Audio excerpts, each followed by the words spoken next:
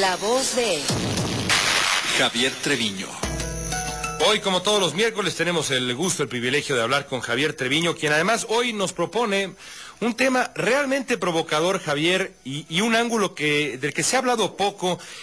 con el asunto hondureño, el papel del ejército de Honduras, y de ahí la lectura que podemos hacer sobre el papel que tiene nuestro propio ejército en nuestra realidad nacional, Javier. Así es, buenas tardes, León. Yo creo que lo que está pasando en Honduras, pues efectivamente es muy complicado, y de hecho nos recuerda que los estados que forman la Comunidad de Naciones, pues son parte de sistemas cada vez más complejos, donde los procesos de desarrollo pues no son lineales ni totalmente previsibles.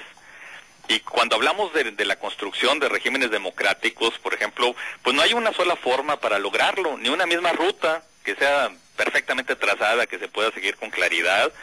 para alcanzar gobiernos con equilibrios sólidos entre los tres poderes y sobre todo la capacidad de producir y aplicar leyes eficaces para generar buenos resultados que mejoren la calidad de vida de los ciudadanos y que permitan enfrentar los nuevos retos globales. Yo creo que ese dilema es lo que parece estar en el fondo de la crisis que se está viviendo actualmente en Honduras.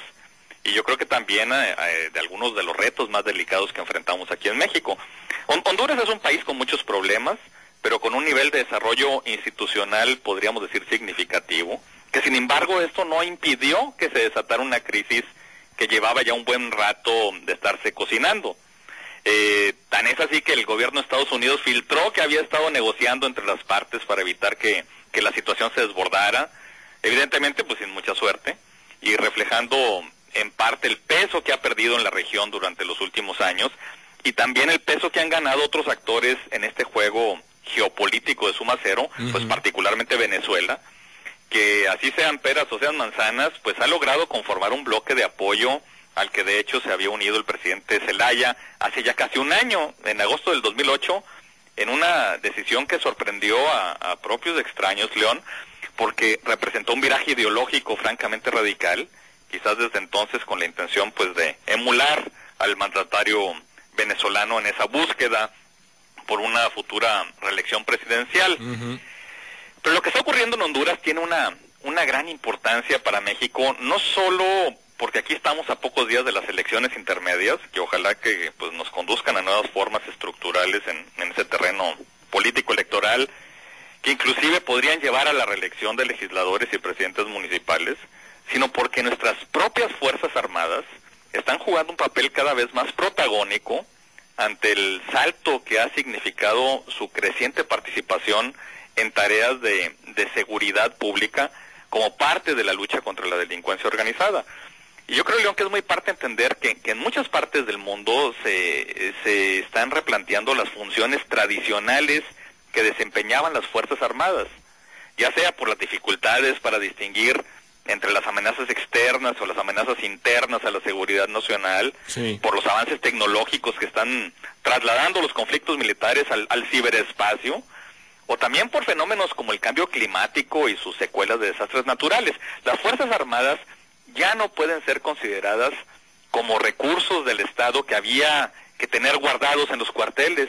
sin hacer el menor ruido para no llamar la atención, a los cuales se podía recurrir exclusivamente en caso de guerras frontales contra otros países, como si fueran elementos que no tendrían algún control sobre sí mismos.